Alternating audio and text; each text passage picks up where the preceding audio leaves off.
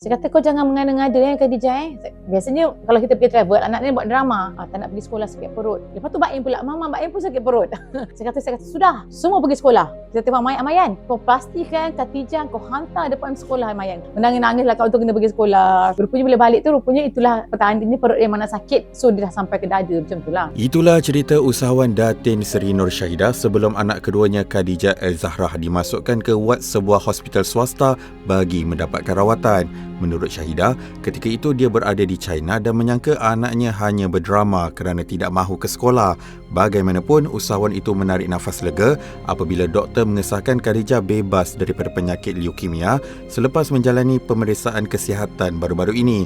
Kata Syahidah, dia percaya teknologi perubatan masa kini mampu membantu merawat penyakit yang dihidapi anaknya meskipun punca sebenar masalah kesihatan tersebut masih belum diketahui. Saya memang concern lah buat pelajaran anak saya. Tuition, pergi sekolah pun tak sekolah pun saya marah juga. Sebenarnya Khadijah ni ada cerita. 2 hari sebelum masuk hospital tu, saya kat China. Dia call saya, dia kata dia sakit perut. Saya kata kau jangan mengada-ngada Khadijah. Biasanya kalau kita pergi travel, anak ni buat drama. Tak nak pergi sekolah sakit perut. Lepas tu Mbak Im pula, Mama Mbak Im pun sakit perut. Lepas tu saya kata sudah, semua pergi sekolah. Kita tengok Amayan, kau pastikan Khadijah kau hantar depan sekolah Amayan. Okey, walaupun lambat hantar ke sekolah. Menangis-nangis lah kau tu kena pergi sekolah. Tu saya tengah live juga tau. Siapa ada juga lah orang tengok live tu. Dia orang macam ketawa lah, rasa lucu kan. Rupanya bila balik tu, rupanya itulah pertandanya perut yang mana sakit. So dia dah sampai ke dada macam tu lah. So itu pun mak-mak kena elok juga. Itulah kesilapan saya juga. Sebab kita tak ada kan. Sebab tu nasib baik saya balik awal. Saya memang kalau travel kerja, saya akan balik awal sikit daripada suami saya. Sebab tak boleh tinggal anak lama-lama. Risau kan. Itulah dia petandanya. Perkembangan kesihatan ini. Okey, macam yang tular juga, kita masih lagi menunggu kesahihan lah sebenarnya lah masalah kesihatan lah macam tu. Sebab kita belum dapat result lagi. Ini simptom-simptom macam leukemia lah pula, apa yang doktor boleh? Okey, itulah mula-mula kalau tengok daripada simptom dia, macam bila doktor kata kan macam badan lebam-lebam, ada.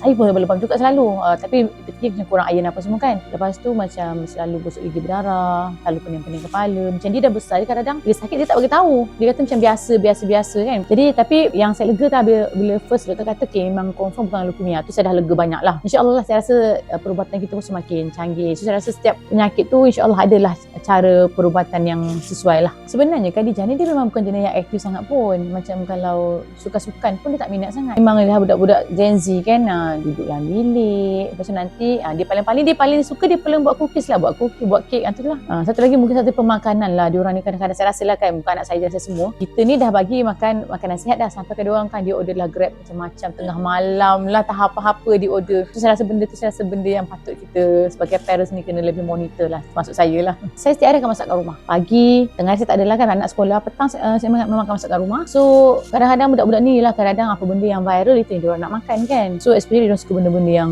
dessert yang tinggi dengan gula apa semua kan. Tapi bukanlah, kadang-kadang pun bukan makanan juga kan. Kadang-kadang memang kata apa dah nak kena kan. Cuma yelah saya nasihatkan jugalah jaga makanan. So sekarang pun saya memang pagi-pagi saya memang dia memang tak suka pagi-pagi memang saya bagi minyak zaitun, minum pagi-pagi. Sebab saya memang setiap saya sendiri pun pagi-pagi memang wajib ambil minyak kelapa darah, minyak zaitun. So saya memang buat benda yang sama dengan dia. So dia suka ke tak suka ke memang saya bagi. Semua. Saya kata saya bagi dengan mate, saya kata kalau buat video, siapa tak nak bagi saya video. Macam tu.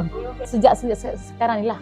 Dulu pernah bagi dulu lah, tapi dah budak-budak besar tak nak. Sekarang ni saya paksa balik lah. Terutama Khadijah lah. Memang pagi petang saya memang bagi. Saya anggap dia infection ke kurang darah macam tu je lah. Saya tak nak fikir bukan. Tapi saya rasa okey je kot. Kalau nak kata dia sakit lama tu mungkin dah lama kan. Tapi macam dia baru terkena kan. Mungkin saya anggap macam tu je lah. Tapi tak tahu jugalah. Tapi kita doa yang baik-baik je lah.